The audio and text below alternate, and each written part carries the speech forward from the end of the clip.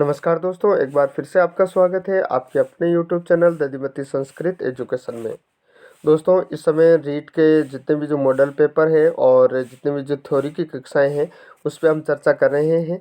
शिक्षा मनोविज्ञान पे बहुत सारे जो विषय हैं उसकी थ्योरी की कक्षाओं पे हम चर्चा कर चुके हैं और आज हम मॉडल पेपर 13 पे चर्चा करने वाले हैं, जो कि 20 प्रश्नों का उसमें समावेश किया गया है। तो आपसे निवेदन है कि वीडियो को शुरू से अंत तक ज़रूर देखिएगा, यानी पूरा देखने के बाद आप ज़रूर कमेंट बॉक्स में जाकर के कमेंट कीजिएगा कि ये वीडियो आपको कैसा लगा। और इससे पहले के जितने भी जो मॉडल और जितने जो थ्योरी की कक्षाएं हैं वो आपने यदि अभी तक नहीं देखे तो चैनल की प्लेलिस्ट में जाकर के उनका ज़रूर से अवलोकन कीजिए और अपने मित्रों के साथ इसे ज़रूर शेयर कीजिएगा दोस्तों। तो शुरू कर लेते हैं आज का ये वीडियो। और आपसे छोटी सी रिक्वेस्ट है कि चैनल पे यदि आप पहली बार विजिट कर रहे हैं तो सब्सक्राइब करके बेल आइकन ज़रूर से प्रेस कीजिएगा, क्योंकि शिक्षा और रोजगार से संबंधित वीडियो आपको यहाँ पर मिलने वाले हैं। तो शुरू कर लेते हैं आज का ये वीडियो, जो कि परीक्षा की दृष्टि से बहुत ही मोस्ट है और 20 में से आपके कितने सही होते हैं आप ज़रूर कमेंट कीजिएगा। तो पहला प्रश्न यहाँ स्क्रीन पे आप देख सकते हैं, सीखने की प्रक्रिया को प्रभावित करने वाले कारक हैं। सीखने की प्रक्रिया को प्रभावित करने वाले कारक अनुकरण, प्रशंसा व निंदा, प्रतियोगिता या ये सभी।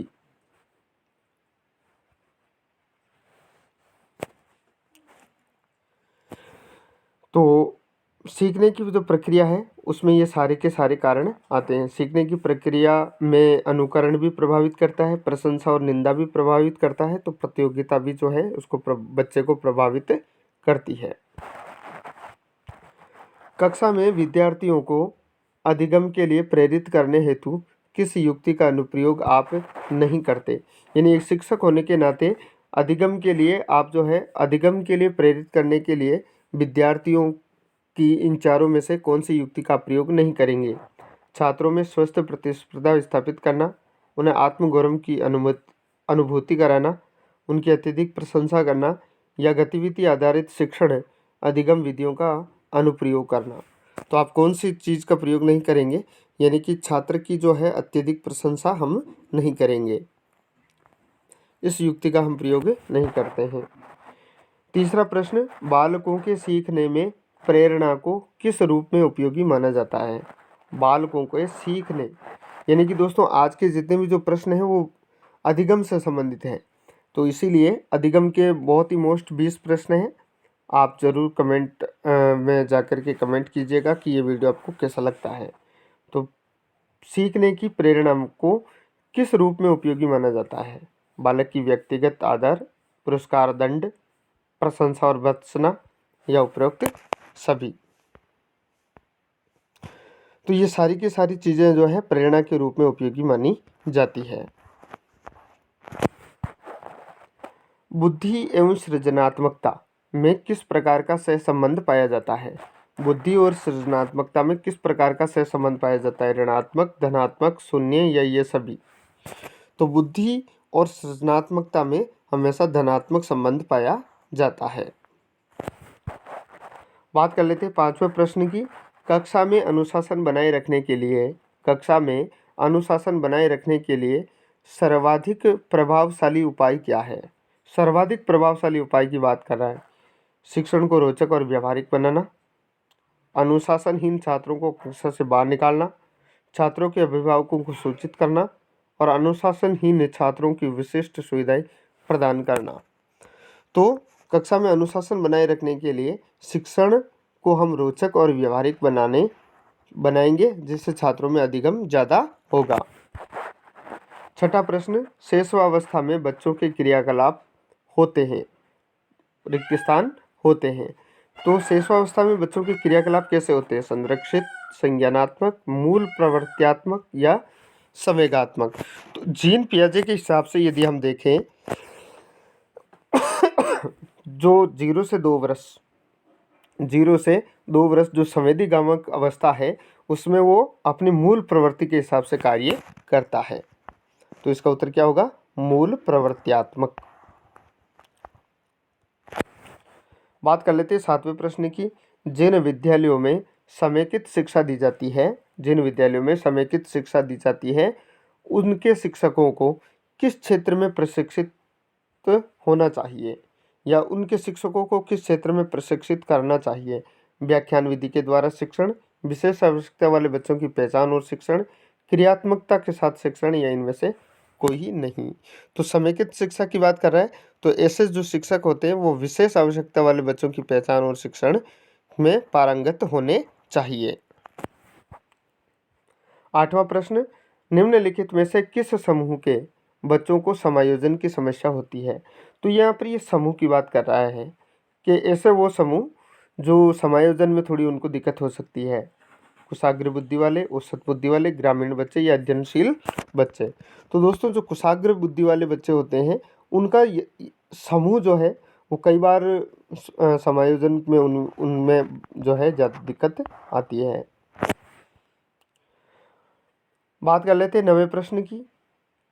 किसी शिक्षक को यदि यह लगता है कि उसका एक विद्यार्थी जो पहले विषय वस्तु को भली प्रकार से सीख रहा था उसमें अब स्थिरता आ गई है, मतलब पहले कोई अच्छी तरीके से वो सीख रहा था किसी विषय को, और अब उसमें जो है अवरोध आ गया है, स्थिरता आ गई है, पठार आ गया है, सीखने का पठार आ गया है, तो शिक्षक को इसे क्या समझना चाहिए।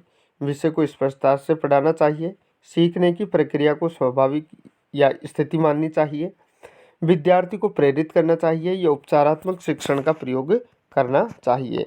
तो ये एक स्वाभाविक स्थिति माननी चाहिए। उपचारात्मक शिक्षण तो हम तब करेंगे जब वो अंत में कुछ भी नहीं सीख पाए, जब 2-3 बार सिखाया जाएगा तब भी वो नहीं सीखेगा, तब हम उपचारात्मक शिक्षण का प्रयोग करेंगे। और प्रेरित तो विद्यार्थी को किसी भी टॉपिक को शुरू करने से पहले उसको प्रेरित तो करते ही हैं, लेकिन यदि वो बार बार सीख रहा है और उसमें यदि स्थिरता आ गई है तो ये एक स्वाभाविक क्रिया माननी चाहिए। बात कर लेते हैं 10वें प्रश्न की। विकास का वही संबंध परिपक्वता से है जो उद्दीपन का किस डैश डैश से है। परिवर्तन, प्रयास, प्रतिक्रिया, परिणाम। तो विकास का संबंध परिपक्वता से है, वही संबंध जो है उद्दीपन का प्रतिक्रिया के साथ होता है। 11वां प्रश्न, जब कोई बालक अपने पुराने अनुभवों के द्वारा सीखता है, जब कोई बालक अपने पुराने अनुभवों के द्वारा सीखता है तो उसे हम क्या कहते हैं। गामक अधिगम, अधिगम स्थानांतरण, सहचर्यात्मक अधिगम, या इनमें से कोई नहीं। तो पुराने अनुभवों के साथ सीख रहा है थोंडाई के नियमों के अनुसार, तब वह सहचर्यात्मक अधिगम होगा। यह सीखने का अधिगम सिद्धांत कहलाता है। बात कर लेते हैं 12वें प्रश्न की। आप अपनी कक्षा में बालकों की मौखिक अभिव्यक्ति का विकास कैसे करेंगे। आप अपनी कक्षा में बालकों की मौखिक अभिव्यक्ति का विकास कैसे करेंगे। चर्चा परिचर्चा कराकर, वाद विवाद द्वारा, प्रश्न पूछकर, नाटक आयोजित कराकर। तो हालांकि मौखिक अभिव्यक्ति का विकास जो है हम इन सभी से करा सकते हैं, लेकिन सर्वाधिक जो है मौखिक अभिव्यक्ति का विकास कैसे करेंगे। बालकों को कोई टॉपिक देंगे और उस पर परिचर्चा या चर्चा करा करके। 13वां प्रश्न, निम्न में से किसने नैतिक वृद्धि की अवस्थाओं, नैतिक वृद्धि किसकी बात कर रही है, नैतिक वृद्धि की बात कर रहे हैं, की अवधारणा प्रस्तुत की। पियाजे ने, कोहलबर्ग ने, एरिक्सन ने, या स्किनर ने। तो नैतिक वृद्धि की बात कर रहा है, तो नैतिक वृद्धि की अवस्था जो है किसने प्रस्तुत की थी, कोहलबर्ग ने। 14वां प्रश्न, अधिगम हेतु उपयुक्त परिस्थितियां हैं।